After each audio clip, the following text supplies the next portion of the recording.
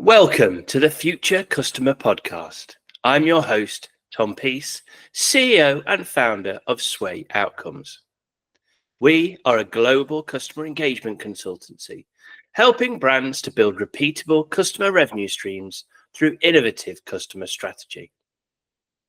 In this podcast series, we look at the future of customer engagement. We understand that tomorrow's customer is hard to reach.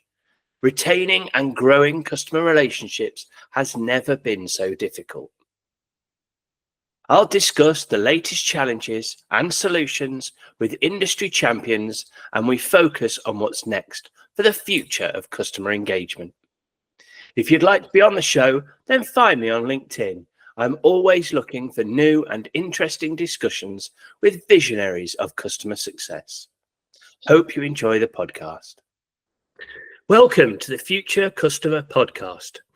Today I am joined by Rasmus Houlind, not the Man United player, but an even more important person within our sector. Rasmus is an expert in customer engagement and a marketing author and keynote speaker on the subject. So Rasmus, please would you tell us a little bit more about yourself? Yeah, first of all, thank you, Tom. Thank you so much for the invite. Yeah, so my name is Rasmus Houlind, not Houlind. There's that could be a bit of confusion there. I'm terrible at football. So what I do is I'm a marketing author. Yes, just published this one, Hello Firstname, in a new updated generative AI edition. But I have multiple other books behind me. And I'm working actually at a marketing automation technology company, which is called Agillic. But I'm also doing keynote presentations, and I have a digital course as well, which is built on the book. So I'm doing a bit of this, a bit of that, but yeah, really enjoying myself actually talking about personalization with all kinds of brands. Yeah, amazing. And we're gonna dive into your book a little bit later in the podcast because it's there's a second edition out, as you just showed us there, which comes out very soon, and in fact is out yesterday. Is that right? I believe that is perfect. Yeah, and it's definitely a book to read and digest if you're working in any sort of customer engagement role, loyalty, CRM, marketing, etc. Because I found it amazing how you've broken down the layers of, and I don't want to steal your thunder by talking too much, but breaking down the layers of how a business should reach hyper-personalisation. So we'll get into that. We'll get into that shortly. But before that, I always ask all my guests for one example of a really, really strong customer engagement. So it could have been something that's happened to you, or it could have been a brand that you've seen and you've thought that's incredible. But yeah, tell me about what your favorite latest customer engagement's been. Yeah, so I mean, there are many to pick from, but one that I enjoy particularly because I think it's so clever is that of the Danish or Nordic health and beauty retailer called Matas. They were worried when they launched their product subscriptions that people then wouldn't come to the store and they wouldn't pick up that little extra thing that you'd normally sort of pick up at the till and add it to the basket. So what they did is that they did a transactional email right before, like a few days before your delivery was due. So say that you're subscribing to vitamin pills, they'd say, well, so we're getting your order ready for you. Your jar of vitamin pills is already in the box, and guess what? There's room for more. So like a service announcement, service message, but then obviously with the digital upsell to it, so you could add more products to it. I think it's a beautiful way of delivering a service while still doing the upsell. And it worked tremendously. So that actually getting a lot more on average order value through that. I think it's just a nice, simple example, really. Yeah, I love that. So it just makes things very real time and very personalized to the member. Totally, yeah. So obviously those products that you didn't sort of recommend would be products that are normally replenished and that you've seen the customer already buy, for instance. So that's like a specific set of recommendations that goes for this particular occasion. Yeah, amazing. Okay, great example. Thank you. And I might have expected this from you, but using technology to create that customer engagement, which is superb, and I think a lot of brands need to start to think about. Totally, yeah. I mean, there's hardly any marketing if you don't use technology anymore, is it? No, absolutely not. Okay, great. Thank you very much. So let's dive into the second edition of your book. So the first book was out about 2 years ago. I thoroughly enjoyed it, and it's back. And I've had the pleasure of getting a little bit of a pre-read, which is fantastic. And what I'd like to do first of all is just tell us what the book's about, and then let's dive into the bow tie, because I love a bow tie. Yeah. So the idea is that I mean, the book's born out of frustration, really. Frustration with about the fact that people were using the term personalization for many, many different things, but still using the same word, or vice versa, using so many words for actually describing what personalization is. And first of all, I thought that we needed a definition, like a solid, clear definition of personalization that we could all agree to. But in fact, it turned out that description, or that definition, just becomes so broad and so wide that it's practically useless. So instead of that, I took it one step further, and I thought that we'd probably need a model as practitioners that we can agree on, so we can have nuanced conversations about what personalization is and which form of personalization we're talking about here and there, and what you should emphasize and what you should focus on, depending on whether you're working with personalizing your campaigns, personalizing your marketing automation, or personalizing your website or your app as in your inbound platforms. Mm-hmm. So that was how sort of the bow tie came to be, because we really tried to boil down personalization to its essence. And we found out that what it really is, it's having one end of the bow tie, which would be your customer insights, and the other one would be your content. Mm-hmm. So that, what is that we want to tell to whom, basically? And that's the core of personalization. If you then further drill down the insights part of this, that will be either your segments, like fairly static groups of customers. Like it could be demographic segments, obviously, but could also be value-based segments, or it could be behavioral segments. Fairly stable, you can almost build your personas on this, but it could also be your RFM segmentation that is sort of defining this part of segmentation. And then you would have your moments of truth, which would be another insight, customer insight. And those are like points in time where the customer could or should make up their minds around some kind of decision that involves your brand. So should I continue my subscription? Will I renew? Do I in fact replace my credit card? And all those kinds of things. Do I manage to create the habit of working out regularly with the new gym subscription or whatever? So most truth, much more about behavioral data, much more about real time, much about here and now. And then the content on the other end is either your content feeds, as in your recommendations. So it could be article recommendations, could be product recommendations, could be listings of user-generated content, as in reviews, it could be all kinds of content feeds. Could be fitness exercises or classes, whatever. Content that the marketer doesn't create by themselves, but is actually fed from somewhere else. Yeah. That part, that'd be the messages. So where we put in our creativity, where basically a message is something that, we're talking about the right message at the right time to the right person, and the right channel, obviously. And the right message is where you put in your creativity in order to make people do something, in order to make them feel something, or in order to make them just experience something.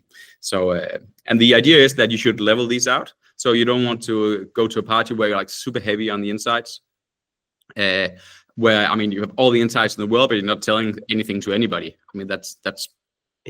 That's useless, right? And the opposite is also true. So I have to be really, really big on the content side, but really not deploying that or distributing that with any kinds of insights. So that's the idea. Interesting. Yeah, I love it. I think there's a lot to unpack there, but I think the behavioral piece is really key. Is brands need to start thinking about not just demographic and transaction, but actually how people behave. What do they like about your brand? How do they use your brand? Your example of gyms, are they training on weights? Are they training on cardio? Do they like an early session, a late session? These are sorts of things that people need to integrate into their comms strategy and the way that they engage with customers. And I think that's where hyper-personalisation comes in, right? So your whole ethos, your whole book is, if you're just putting hello first name, you are miles behind where you need to be. So I suppose my question is on the title, actually, and I think it's because that's a great title. We've all received those emails. Yeah, of course. Said hello first name. And some of us have also tried sending them, which is super painful. Yeah, normally brings up some degree of shame with marketers, which is also always fun. I have I'm not going to name the name of the company, but I have a small loan for a sofa, and they send me statements for the loan that I've got left on my 3-piece suite, and they put "Dear valued customer." And I'm just like, oh, wow, this is just, I'll send them a copy of your book. But my point that I was going to say there is that hyper-personalisation is taking over, or is it actually just table stakes now? The level to which the best guys out there are communicating, is that just making hyper-personalisation table stakes for all of us? Depends. I think when we experience hyper-personalization, it's in glimpses. So you cannot expect a customer experience to be hyper-personalized at every single touch point, because really there's so much going on in the customer's life that we don't know about and that we have no data on, and thus we cannot react upon it. And definitely when you do have those insights, you should communicate, you should try and personalize, but you probably want to communicate more than that. So your campaign pressure to have like a solid top of mind and brand awareness and such, still super important. So I would say that hyper-personalization is there in glimpses. And the metaphor that I normally use also when I'm doing talks is that I take with me like this gift ribbon, and I say, this is your customer journey from the customer doesn't know you till the customer doesn't want to know you anymore. And then I say there are moments of truth here along the customer journey that matter to the customer and that matter a lot to your brand and the revenue that you could be having from this customer. And when they overlap, that would be a moment of truth where you should considering hyper-personalization, where you should consider, okay, how do I use all the different segments that I could imagine would impact how we communicate in this moment of truth, all the different other like sub moments of truth that could also be there, and all the different variants of messages that could fit these insights, as well as the content feeds, the product feeds, the recommendations that would go along with this. So that's the idea, to sort of balance it out whenever it is that you find it like extremely important. Yeah, got it. So this sounds really complicated. I mean, in actual fact, the idea, the concept, the bow tie makes total sense, and the balance makes total sense. But how actually does a brand implement this? And the reason I ask that is because I talk to a lot of brands about loyalty strategy, especially, but other types of strategy, all sorts of customer strategy. And a lot of them, maybe 18 months ago, there's a lot of excitement about AI, and AI is going to solve everything and it's going to be great. And now a lot of brands are like, yeah, I don't really know what I'm supposed to do with AI. I don't get it. And is it generative, or is it actually the real-time data analytics? And so how do people actually do this? What do they need to implement to do what you're suggesting here? Yeah, it's a good question. So after having presented the bow tie at scenes around the world, I realized that it's very fine that you want to match your customer insights with your content efficiently, which is what it's all about. But very few brands actually have their insights ready, and very few brands actually have their content ready in order to do the hyper-personalization. So generative AI, so we're having a model in the book which is called the CX layers, and I did this to get together with my co-author Frans Riemersma. He's doing the big MarTech map together with Scott Brinker. I'm glad that you said that surname, by the way, not me. Thank you for that. And he's so Frans and Scott, they're doing this big MarTech map that most marketers are familiar with, and they presented this idea of a content layer being of equal importance as the data layer, like a year back or a year and a half back or so.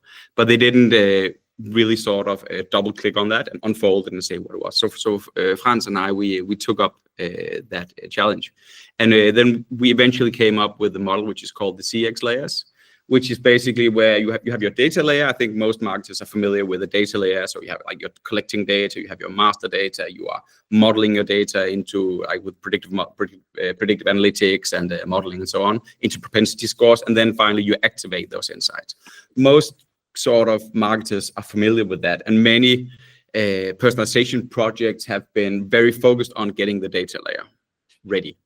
But what good is it that you have these 100 perfect segments or insights and moments of truth in the end if you don't have the content to match? Which is why we then try to envision like a content layer working in parallel with this. So if you want to platform, your personalization on insights and on content, they should be of equal maturity. So imagine having a content layer where you have content collection, like often file shares and drives and PowerPoint here and there, and inboxes and whatnot. You are gathering that into your master content, which would be like your canonical assets that you can all agree to are very, very important. So that'd be like your persona, key personas. It would be your value proposition description. It could be like a company history. It could be a tone of voice. Could be a corporate visual identity. It could be an image style. All those sorts of canonical content that we all agree are good. Mm-hmm. And then you can start modeling, content modeling, much the same way that you are modeling data. You're actually modeling content, you're tagging it up, you are working with templates, you are making sure that it exists in localized versions and so on, before you finally activate your content. And ultimately, those two layers then meet in the personalization layer. Yeah, I see. The idea here is that for the data layer, we see classical predictive analytics and like data stuff, the old school AI, so to speak, work to sort of smoothen the pipeline there in the data layer, whereas generative AI is really what is fueling the content layer. So, and I think just weeding those two things out and separating them, and not trying to treat content as if it was data and vice versa, I mean, just gives a tremendous clarity for how you as a marketer should put together your tech stack, where you're behind, where you're up, where you should deploy this technology, where you should deploy that technology. Really, really helps make it a lot more easy and comprehensible how to finally get to a place where you can actually do some hyper-personalization. Yeah, understood. So essentially what you're saying is that the data layer is there existing. That's possibly real-time triggers and looking for behaviors that build up over time, and lots of all those things that we know and love about that kind of machine learning, AI, real-time data analytics stuff. The content layer doesn't necessarily have to be instant. The content layer might be your marketing team just creating lots of different content based on the journey and having it ready so that when a particular trigger happens, it calls on that assigned piece of content and executes it. Yeah, I get it. Because I think there's some brands are quite worried about using generative AI just to create content and send it out without any kind of human eye going over it. And it should be. Yeah, and I totally agree. Like that we're not there yet, right?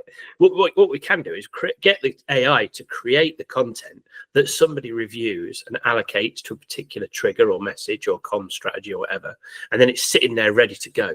That's kind of what you're saying. And actually, most importantly, within that CX layer, the content has to be balanced against the data. Otherwise, the equation's not equal, and the seesaw's not level.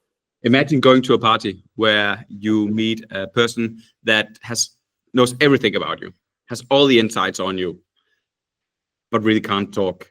So the mumbles and it's a bit weird in the way that he or she acts. Yeah, I think I've been to that party. Yeah, and don't be that person. And you've also met the other person who is like the crocodile person with a very big mouth and very small ears.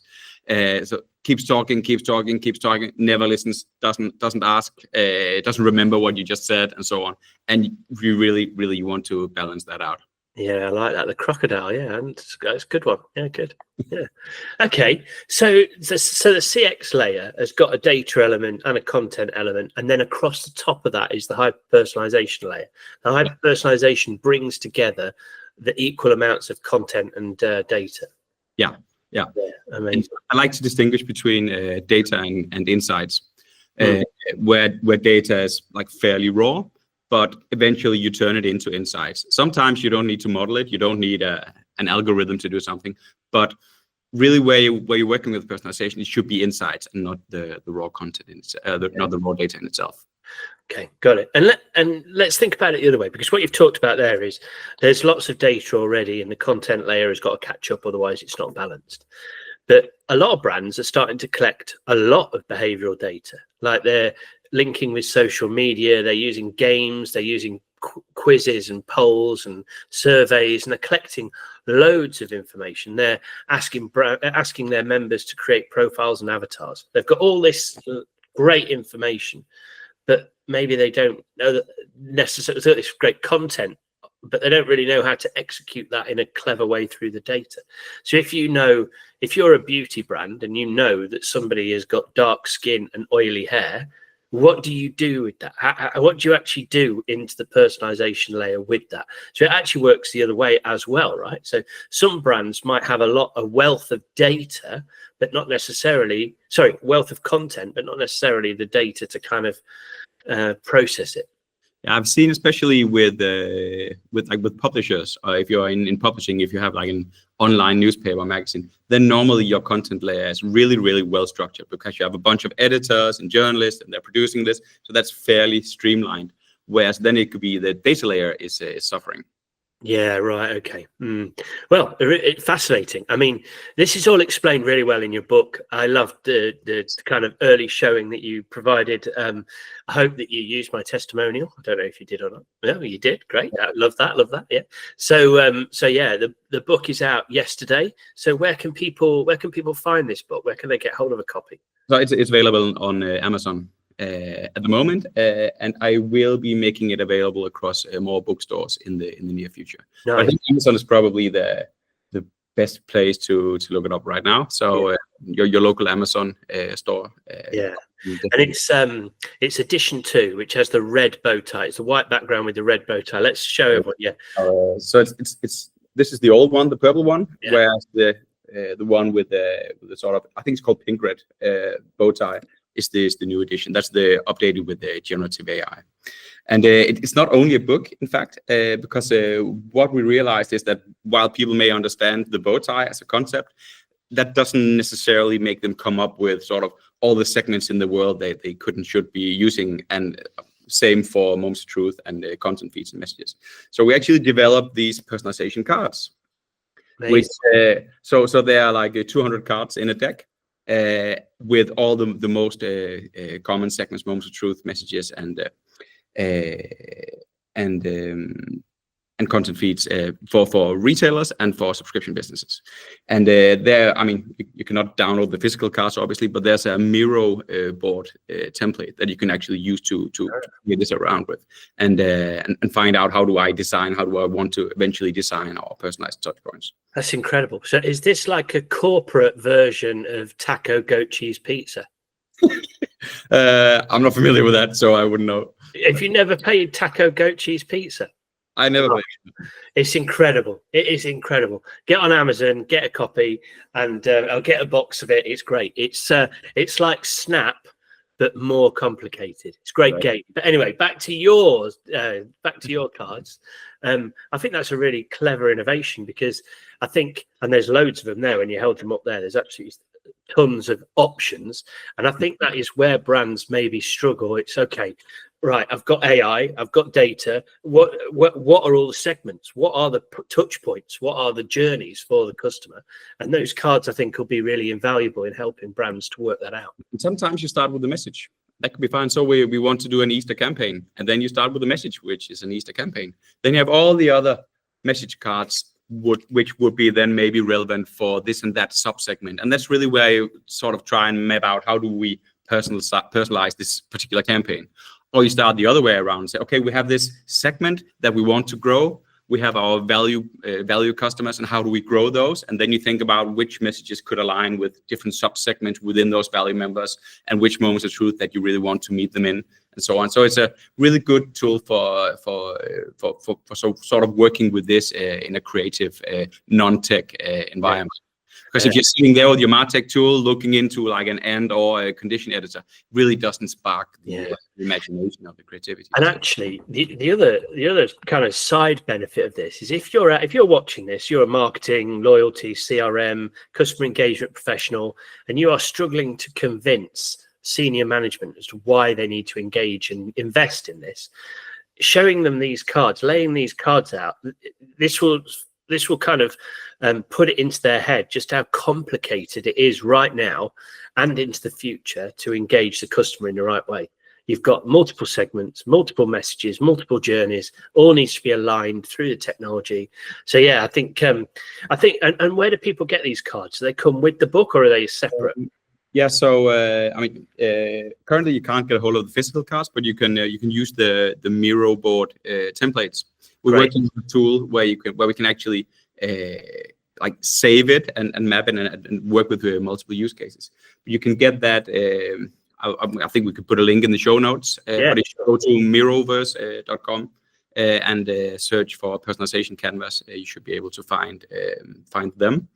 So that's definitely an option. And if you would like a better intro to how you then work with the bow tie personalization and eventually the cards, there's also an online course that I just released that you can sign up for, or you can your colleagues sign up for. That's also an option.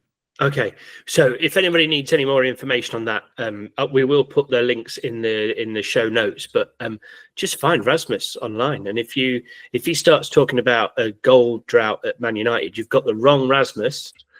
Find this guy, and he'll be able to advise you. I'm sure. Okay, great. We're right at the end now, so I just had one last question for you, and this is just a random question about any kind of weird and wonderful thing. We've had all sorts, geography questions, maths questions, all sorts of different things that come out on this podcast. But my question to you, Rasmus, is, so Nottingham Forest, my beloved football team, we won the European Cup in 1979, but who did we win against in the final? Absolutely no clue. No clue? Okay. The answer is, of course, Malmo. And the reason, Malmo. And the reason that I bring up Malmo is obviously you're a Nordics person, and a lot of your business is done over there, I know, although you're a global business. But real reason... You watched FC Copenhagen beat Malmo 5-0. Oh, really? Oh, well, maybe... Malmo's days have come down a little bit since 1979. But the reason that I bring up Malmo is that you and me are both presenting at a conference in Malmo on the 8th and 9th of October, right? Called the Nordic Summit. So if anybody listening is interested in that, then please do Google it, find it, book your place. It's going to be great. 8th and 9th of October in Malmo. So yeah, it was just a little cheeky segue into a conference that we're both presenting at. So yeah, a little tip to that. But yeah, thank you, Rasmus. That's been great. Very insightful. Anybody who needs that book, get hold of it. Get on Amazon, find the book, and connect with Rasmus online or through LinkedIn, and you can get more information on the cards and the Miro boards. So yeah, thank you, Rasmus. It's been an absolute pleasure. I'll speak to you again soon. Likewise. Yeah. Speak soon. Thank you. Bye-bye.